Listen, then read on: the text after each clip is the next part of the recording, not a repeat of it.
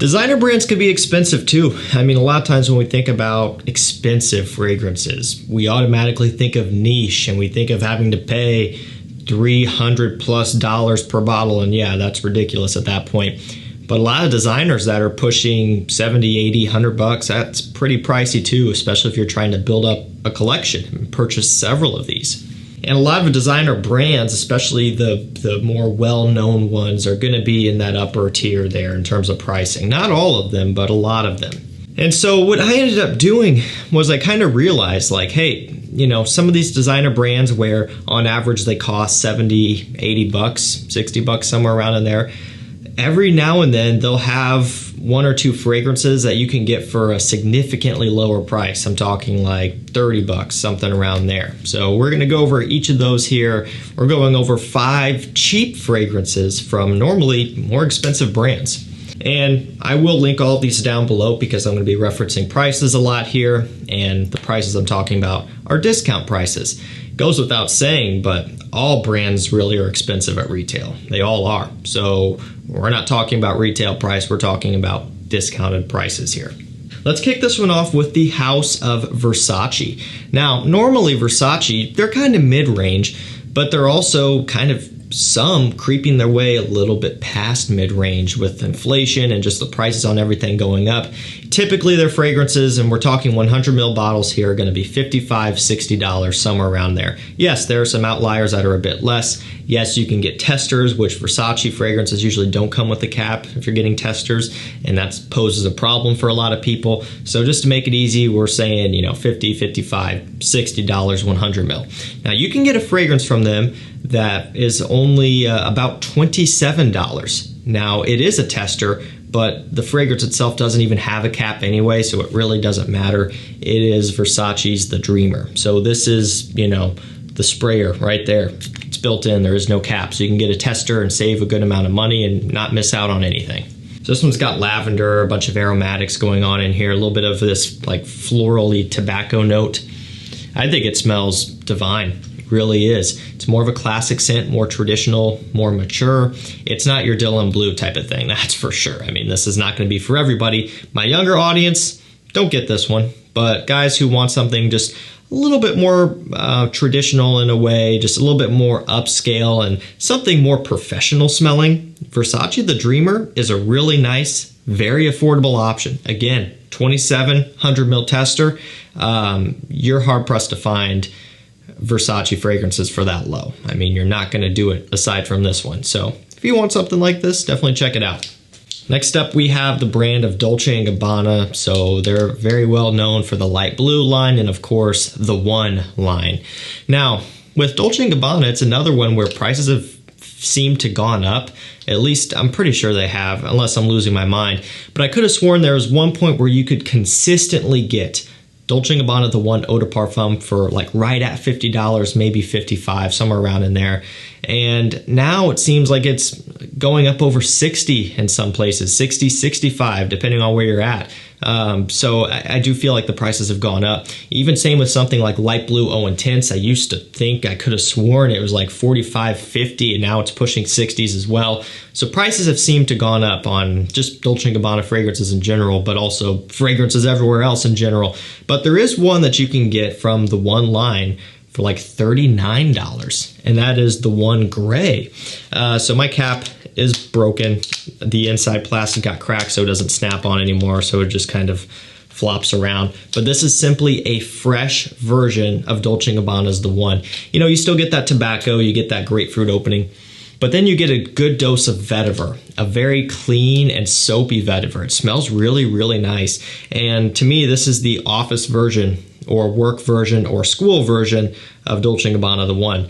To me, you know, Dolce & Gabbana The one of the best date night fragrances for men ever created. I still think that to this day after smelling so many things. But to that point, I also think it could be a signature scent realistically. I do think it could work, although I do think it is definitely best suited and most effective in a date night scenario. But I think this one is a better office or work scent for sure. And it's also the cheapest. So really, really nice stuff that kind of is slept on and shouldn't be. And this also proves my theory of just things getting more expensive here. We have the House of Givenchy. We're going to be taking a look at the Gentleman and Gentleman line. So you take a look at like Gentleman Eau de Parfum, Gentleman Only Absolute. What else am I missing here? The new Eau de Toilette Intense, Eau de Parfum Boisé. All of those now, you're going to be looking at like $70 for 100 ml. I could have sworn, I really do think at one point, Gentleman Eau de Parfum was, you know, maybe 55, 60 for 100 mil something. I could be totally wrong, but the point is I know they're all around 70. I think the new EDT Intense is still up there around 80 or so. So they're not affordable or really cheap, I guess I should say, by any means. Relatively expensive fragrances, but there are a couple that you can get for a much lower price, like half the price in some instances. And one of them is Gentleman Only, which is a very violet leaf heavy scent, kind of comparable to L'Homme Ultime in some ways.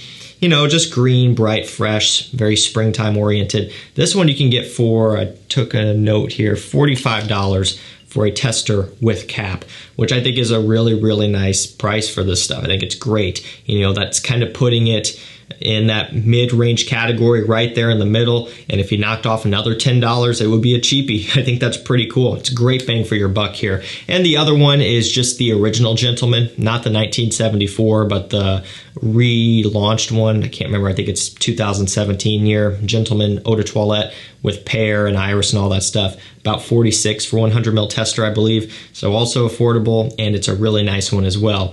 Yeah, there's a couple that you can get for around this, but everything else for the most part you're paying 70 plus. Next up we have Abercrombie & Fitch. Now, this is a brand that you might just think is a cheapy brand all the way through. And, you know, it kind of feels that way until you look at Fierce and some of the other fragrances that are higher up there. I mean, even on discounters, Fierce is still going for like 70, 80 bucks. It's always been expensive, and I never have understood that. Like, Fierce is a fragrance that I just more recently than not added a bottle into my collection because I didn't want to pay that price. It's a fragrance that everyone starts out with, yet I didn't get until several years and hundreds of bottles down the road, because who wants to pay that much for Fierce, right? But I knew I had to have it for the channel so I could bring it up. But the point is, you know, they've got some expensive stuff, even at discounters. But this is a fragrance that you can consistently get for like 25, and it's First Instinct. You know, even First Instinct Extreme has gone up in price by a good amount, $50+. I know it's like 70 on FragranceNet right now, but this is one that's always been pretty much rock bottom. 25 bucks, and it's a really, really fun and playful summertime scent with melon, pepper, sandalwood. It's one that I really like a lot, and for the price, it's one I think everyone should at least try out. Last up, we have the brand of PACO Rabanne. Now, for PACO Rabanne, they're kind of somewhat all over the place, but really they don't have anything that's as cheap as this. You've got the Invictus line, which even now with the prices, Invictus is not all too affordable either. I mean, I don't even know what it's going for. 60 plus, probably 100 milliliter. With Invictus, you can get testers and you're not missing out on a cap, but it does say tester in the front. Still a way to save some money. Or no, it doesn't say tester in the front. It says the name of the scent in the front. So like Invictus Legend will say Invictus Legend in the front. Let's see if I can quickly find the bottle. It'll look like this. This is how your testers look. I don't really see a problem. You can just turn it around this way when it's on your shelf and no one's gonna see. And to be fair, that looks normal anyway. So you could save some money that route. But still, I think Invictus Legend is like 80 bucks or something. So we're talking some expensive stuff. You go over to the 1 millions and, you know, any of the flankers for the most part are gonna be around the same, 70, 80, 100 mil, 200 mils for like 110, which is a good price per mil, but still we're not looking at anything cheap by any means. But you can get a PACO Rabanne for about $32, $35, depending on if you get a tester, and that is Ultra Red. So you can get testers and you're not missing out on anything because these don't have caps. You spray it like this, which is interesting, and yeah, it's Ultra Red. It's one that got a lot of hype because it just showed back up randomly, and so you can buy it again. At one point, it was impossible to get. This one has blood orange, tonka bean, praline, vanilla, and patchouli.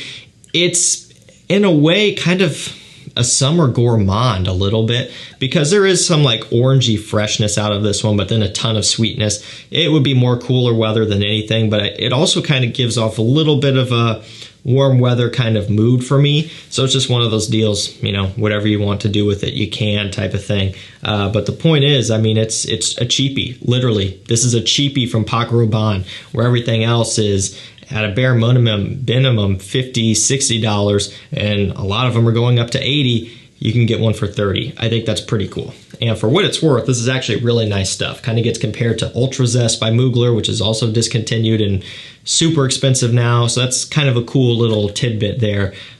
This is definitely worth getting at this price point. You start getting it back up to 70, 80 bucks, then at that point I wouldn't be as excited about it. But for 30, yeah. Alright guys, that's going to do it for me. 5 cheap fragrances from normally relatively expensive designer brands here. I thought this was kind of interesting to go over. If you're on a budget, you want to own some fragrances from these big brands, but you don't want to pay their big prices, these are some budget-friendly options that are also really good. And remember, like I said, I will drop links down below because you got to be shopping at discounters to get these prices.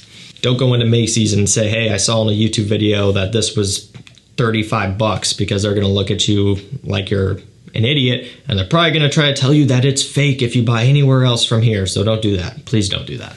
Alrighty, that's going to do it for me. Thank you so much for watching. Stay safe, stay healthy. We'll see you tomorrow with another one. Take care.